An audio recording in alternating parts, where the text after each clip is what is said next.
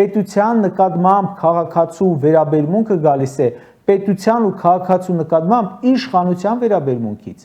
Ինչ հատկանիշ ունի երկրի ղեկավարը, ժողովրդի մոտ այդ հատկանիշն է արթնանում։ Եթե ունես ղեկավար, որ պետության ամեն մի թիզը ատամներով պահում է, ժողովուրդը կանգնում է նրա կողքին ու ազատագրում երկիր, պաշտպանում երկիր։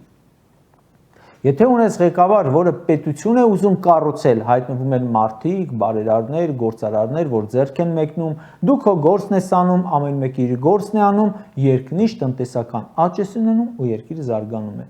Եթե ունես պետության ղեկավար, որի համար պետությունը գլխացավանք է, ուրեմն նաև լինում են մարդիկ, որ ասում են հա էլի, նախկինում ինչ եղել է, կառուցվել է սուտ է, անիմաստ է եղել ու հանձնում են ամեն ինչ։ Ժորժ ջան, ինչ ազդակ ստանում է ժողովուրդը ղեկավարից, այդ ազդակի կրողն է դառնում։ Նիկոլը խաբող, հանձնող, պարտվող, թալանող, անկարգ, օրինազանց ազդակ է փոխանցել եւ ունենք այս պատկերը, որից բոլորս դժգոհ ենք։